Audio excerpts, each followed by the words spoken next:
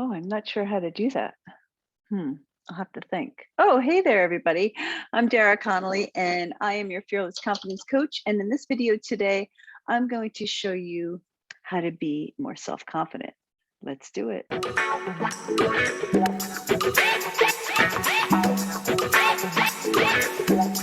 All right, let's jump right in because I have two great tips here for you tonight that are going to help you show more confidence. And I was using an example of this in the intro here that I want you to think about. The very first tip is to be vulnerable. Look, I know this is something we don't like to be. It's sometimes a little bit awkward. We feel too exposed. Maybe you don't think it's a way to be strong because you're showing your weakness.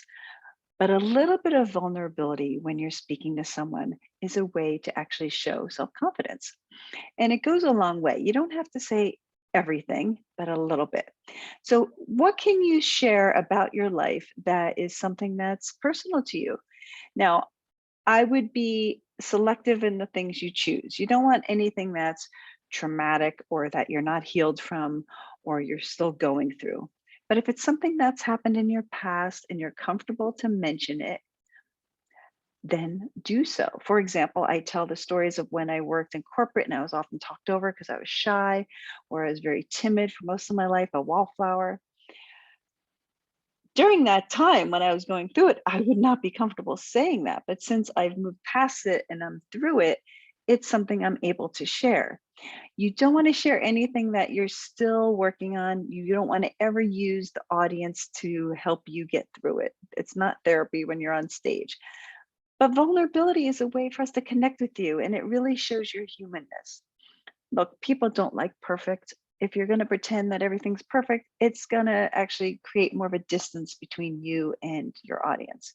So, a little bit of vulnerability is important to share because people want to care about you, they want to get to know you. Okay, so since I only have two tips today, before I get to tip two, be sure to smash that subscribe button so you're notified when I publish new content. And don't forget to take a peek at DaraConnolly.club below. I posted a lot of new videos in there and they are amazing. Everything between how to speak on stage, how to write your book, how to overcome fear and be a more confident person. So go ahead and take a peek. It's going to blow your mind. You're not going to want to miss DaraConnolly Club. All right, here we go. So tip two, I also did in the intro of this video today, which is to think of your stories ahead of time. How many times have you been out in a social gathering and you know people are going to be sharing stories, and by the time the conversation comes to you, if you don't know what to share, you feel kind of awkward and you let it slip and you miss the moment. Or you're sitting at a meeting and everybody goes around and they say, okay, you get 2 minutes, introduce yourself and say something we don't know about you. Oh, what am I going to say? Have two or three stories at the ready. Just prepare it.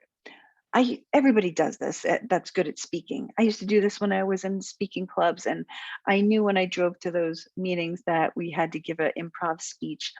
And sometimes I was tired, I didn't know what to think of, so I'd have a few speeches in my back pocket. Something that happened earlier that day, or something that happened a while ago, but I remembered it. So here's a pro tip. You ready? Ding, ding.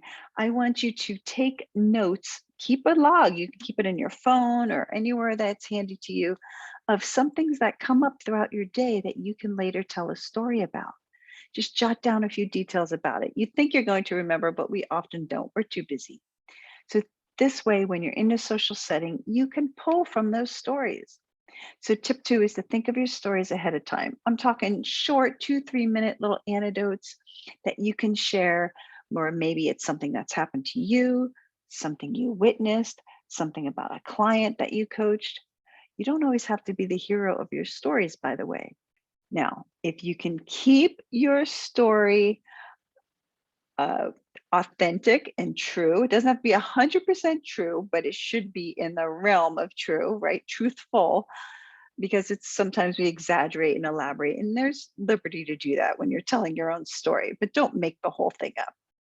And if you're able, because there is a little bit of humor in it, share that, because funny stories always are going to help you connect even more.